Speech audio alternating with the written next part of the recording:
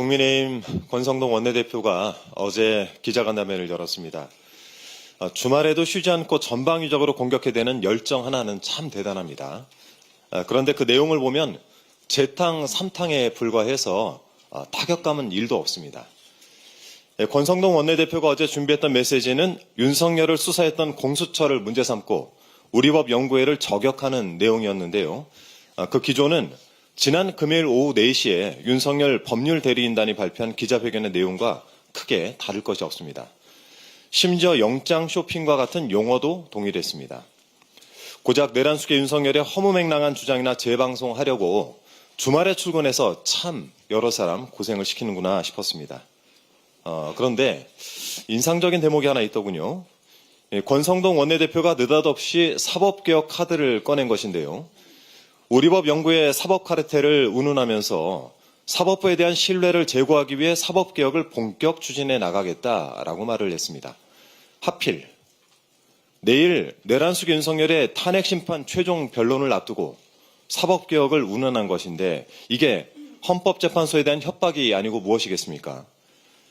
타인을 겁박하는 권성동 원내대표의 폭언은 사실 어제 오늘 일도 아닙니다. 2022년 3월 15일 김호수 당시 검찰총장에게 자진 사퇴를 요구했고 2022년 10월 7일 과방위 국정감사장에서는 김재남 당시 한국원자력 안전재단 이사장에게도 자진 사퇴를 촉구하면서 혀 깨물고 죽지 뭐하러 그런 짓을 하느냐라는 극언을 일삼았습니다. 올해 1월 8일에는 쌍특검법 재표결을 앞두고는 몇몇 국민의힘 의원들에게 찬성할 것이면 탈당하라 라고 종용을 하기도 했습니다. 그랬던 권성동 원내대표가 이번에는 오동훈 공수처장더러 즉각 사퇴하라고 윽박을 지르고 헌법재판소를 비롯한 사법부 전체를 향해서는 칼날을 들이대고 있는 것입니다. 참 마음에 안 드는 사람들에게 협박을 하고 폭언을 일삼는 그런 못된 버릇은 어떻게 해야 고쳐집니까? 세상을 한 걸음 더 나아가게 하는 것이 개혁이라면 민주당은 언제라도 그 논의에 적극적으로 참여할 것입니다. 당장 먹고 사는 문제가 중요합니다.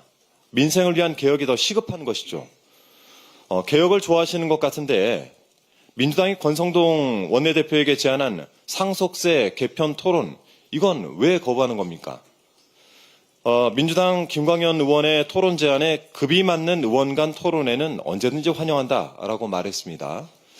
그러면서 이재명 대표의 제안에 대해서는 무례한 공개 질의로 규정을 하면서 직접 답할 가치가 없다라고 말을 했습니다.